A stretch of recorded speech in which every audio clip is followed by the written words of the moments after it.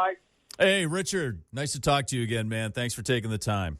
No problem. Hey, I recently rewatched Miracles Out of Nowhere, the documentary on Kansas, and what a great story. Actually, it's a collection of really great little stories that kind of linked your way through, making this 50 years. And the common thing with all the stories, I think, is faith and belief. Like, you guys not only believed in what you were doing and believed each other, but you were surrounded by people that believed in what you were doing, like Don Kirshner and Wally Gold, who stuck with you through those first couple of albums, which didn't make a big splash, but they were with you. Do you give credit to that, to believing in what you're doing and other people sticking with you to making this 50 years for Kansas? I've learned to just keep taking the next positive step forward.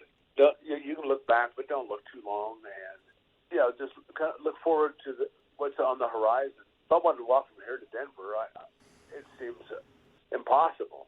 But I just need to, if I just look 100 yards down the road, well, I can do that. You just keep doing it. This is what I want to do. So it's not like there's a distraction or, do I do this or do that? No, this is what I do. It took about 30 years to know that this is my life. This is my chosen career.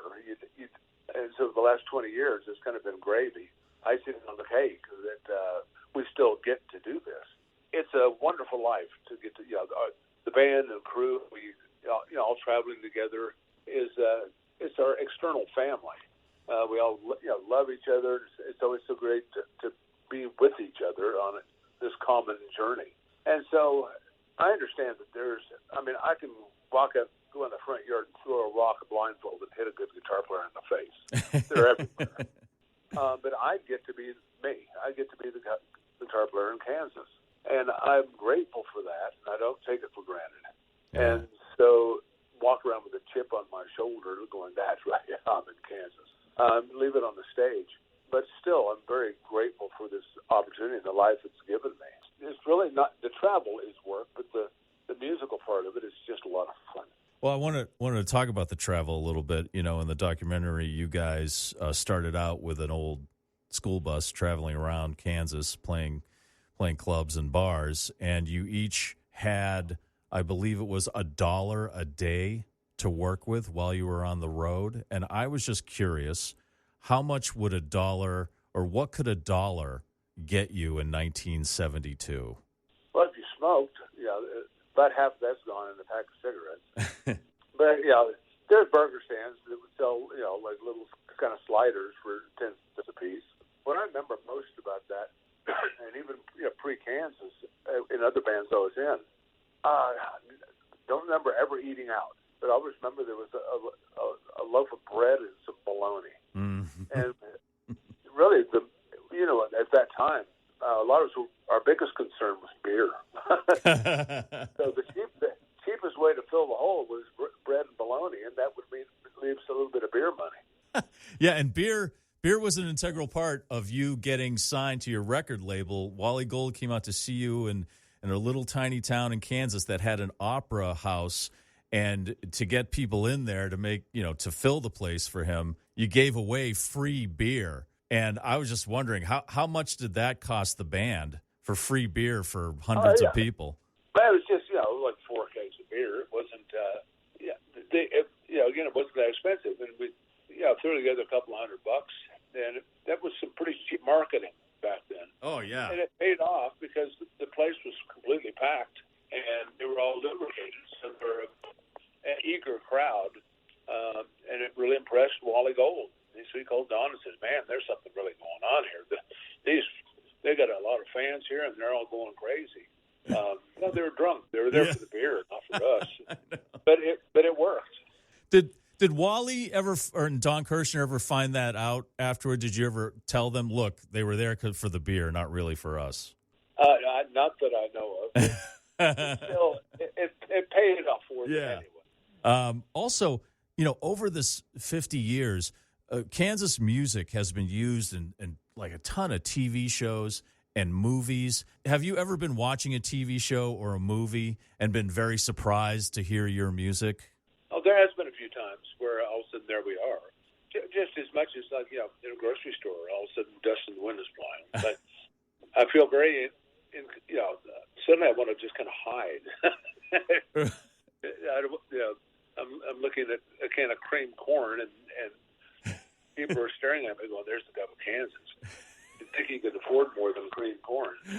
But it's always that has always helped our career to be in movies and stuff. But the biggest thing that happened was to be part of Supernatural.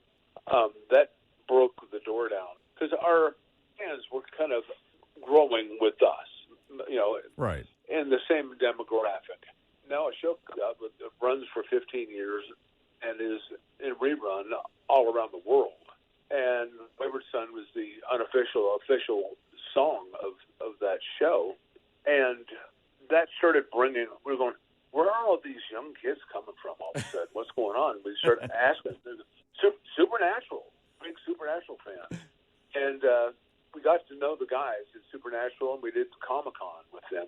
And it was a surprise, and that was phenomenal. I mean, we were the Beatles on Ed Sullivan. People were screaming. It was really an awesome show, and we were supposed to, actually the final episode of Supernatural, we were supposed to go up to Vancouver. They'd written the show, and the big part of that was we were in it, and they built a bar, and a lot of the old cast was coming back, and we were performing in this bar. But that was during COVID. It was hard to get into Canada. If we got in, we had to stay in our hotel rooms for 10 days before we could get out, and it was just too much to ask. So they rewrote the ending. But I'm sitting in my hotel room. I've got on a director's chair, they have those, on the back of it, they have your names on your chairs and stuff. Yeah. I've got one right here that's autographed by the guys in Supernatural with my name on it. And, we became, in short order, became very friendly with them. And an offshoot of that was the Walker show. And so we did Walker. We were playing down in Texas and filmed an episode of that around our rehearsals, basically. And so it's been a great relationship that has really, really added a lot of younger fans to our audience worldwide. Well, that's amazing. It's just, again, another great story in that link of really great stories in this 50-year career. And we're looking forward to seeing you next Thursday, the 12th, Hanover Theater, the beautiful Hanover Theater here in Worcester. And Richard Williams, thank you very much for taking the time today, man. We really appreciate it. Oh, sure. Thank you. And thank you for correcting the pronunciation, because people always struggle with that. Worcester. Worcester, that's right. Worcester, kid. Welcome to Worcester.